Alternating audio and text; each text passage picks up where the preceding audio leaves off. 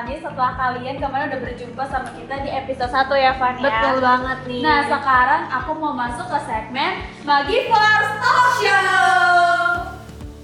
Nah, kalau kemarin nih Nes, kan kamu udah berkunjung ke lembaga-lembaga gitu ya. Tuh. Tapi kayaknya kalau dari lembaga doang, nggak dari calon pendonor atau calon penerima kayak nggak seru nggak sih? Kurang afdol. Kurang afdol, kayak nggak ada dua sisi gitu, kayak nggak bisa kita satu sisi doang.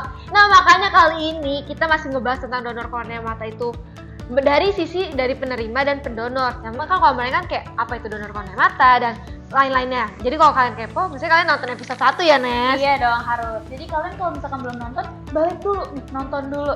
Pindah dulu keluar, pindah yang sebelumnya. Nah tapi nggak apa-apa Nes, mungkin kita bisa kasih tahu juga nih apa sih sebenarnya donor kornea mata itu Nes? Jadi donor kornea mata ini kita akan mendonorkan lapisan kornea mata kita, di kanan itu ada 5 dan kiri ada 5 nih. Jadi kita tuh bisa membantu banyak orang nih Besti Magivers. Betul banget nih Nes, karena mungkin masih banyak yang takut nih karena aduh takutnya diambil pas hidup. Jangan khawatir Besti Magivers karena ini diambilnya ketika kalian sudah meninggal. Jadi kalau kalian pengen tahu lebih dalam sebenarnya kalian bisa lihat di episode 1 sebelum ini. Nah tapi jangan khawatir juga, kali di segmen ini kita juga bakal bahas lebih dalam nih Nes, ngulik lebih dalam dari sisi penerima dan pendonor. Oke. Jadi mungkin kita langsung aja kali ya sambut narsum kita. Oke, kita panggil dulu ya narsum kita.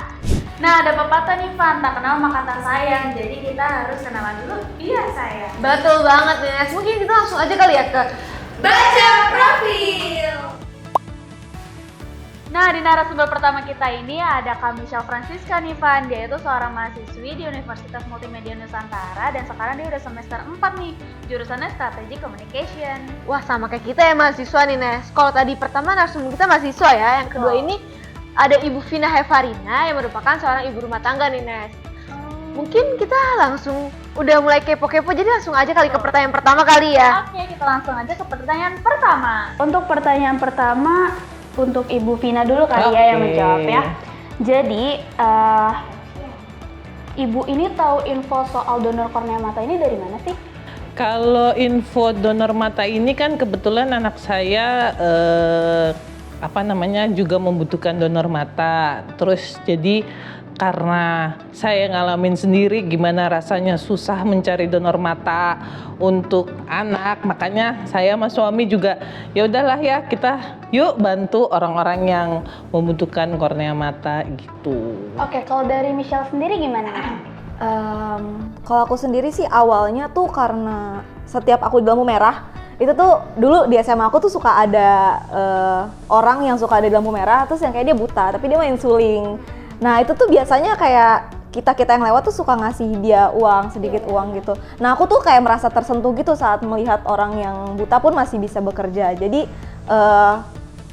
aku gimana ya, pas udah lumayan besar gitu ya, pas udah kuliah tuh kayak aku ternyata lihat-lihat gitu di TikTok kayak ada orang yang juga donor kornea. Terus lewat Lions Eye Bank gitu dan kayak ini kayaknya boleh sih aku coba dan setelah aku pikir-pikir lagi dan kenapa nggak aku cobain gitu.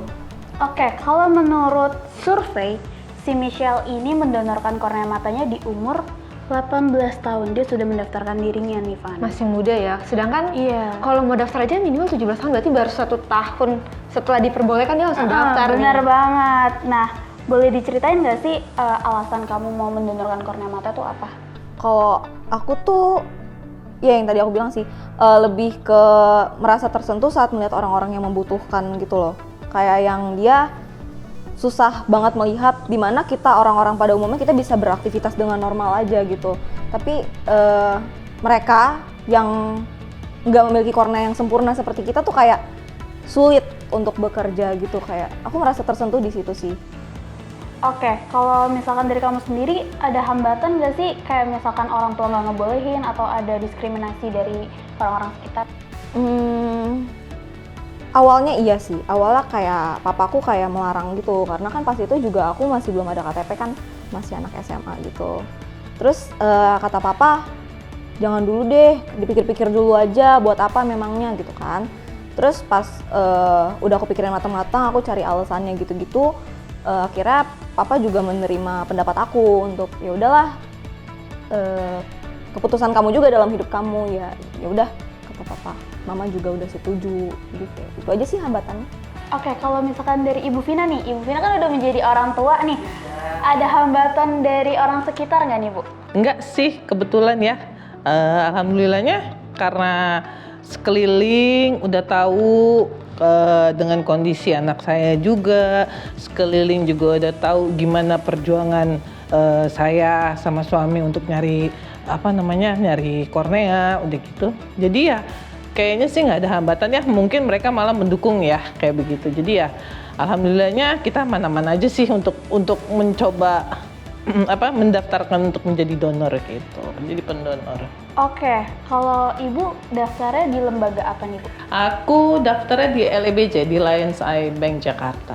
Kalau Michelle? Di Lions Eye Bank Jakarta juga ya. Oke, pertanyaan selanjutnya Fani, kita sambung di segmen selanjutnya. Karena kayak kita perlu break dulu ya. Jadi stay tune terus tetap di Magi First Love Show. Sampai jumpa.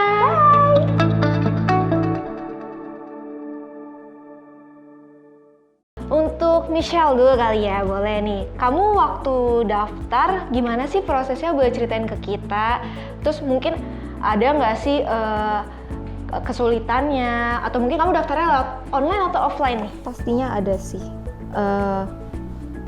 Sering ditanya juga sama teman, kok bisa sih mendonorkan kornea? Berarti kornea lu bakal diambil, berarti kornea lu sekarang udah diambil dong gitu. Thank you ya Mbak. Gue tuh kalau ngomong kayak begini nggak suka, nangis pasti. Cuma